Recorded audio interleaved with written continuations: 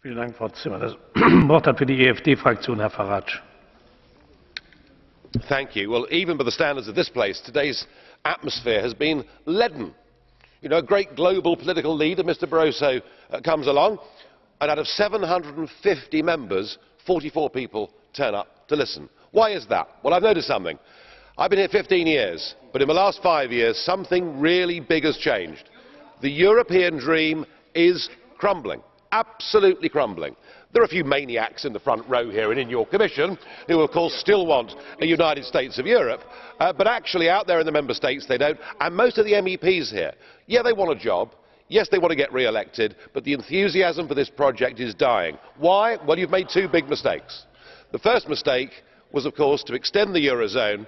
It would have been OK had it been just Germany and a few northern European countries, but to bring the Mediterranean in to the Eurozone has been a disaster.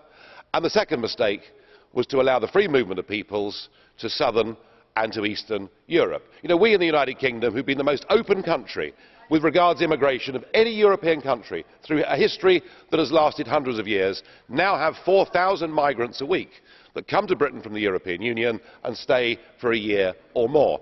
And these are the two realities that have hit home to people. The EU doesn't work economically, and open-door migration is fundamentally changing societies in ways that people don't want.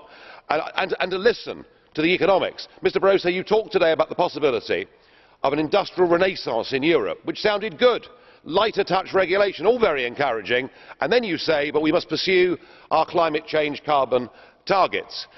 The Americans have gone for shale gas and reduced energy prices. The Chinese are digging up coal in quantities we can't fathom and building just their 2 coal-fired power stations every week. This policy of economic unilateralism on climate change, that's what's destroying jobs in Europe, and the electors are going to have a chance in 72 days' time to give their verdict. I suspect the next European Parliament will be very much more exciting than this one's been this morning.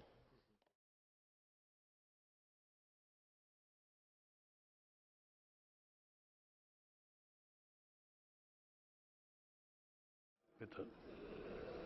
Frau Sinclaire, bitte. Frau Sinclaire, geht Ihre Frage an wen geht Ihre Frage, bitte? An Herrn Farage? Ja, bitte sehr.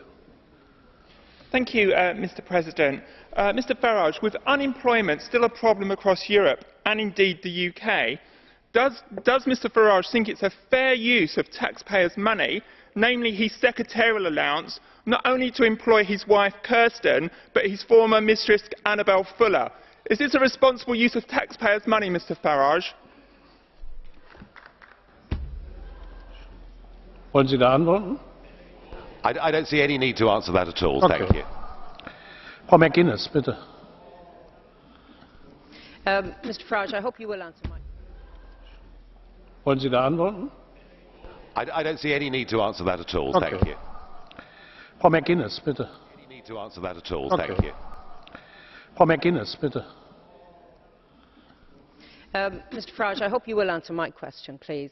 You talk about excitement in politics and a leaden debate. With the greatest of respect, I don't want excitement in politics. I want people who work. Will you please commit to stay in this chamber and listen with respect to the responses of those who will be here? Your practice in the past has been to walk out. And could I say that you say that the enthusiasm for the EU is dimming? I think enthusiasm for Ukip is dimming. Well, had there been a proper question there, I might try to answer it. Euroscepticism is growing right across the European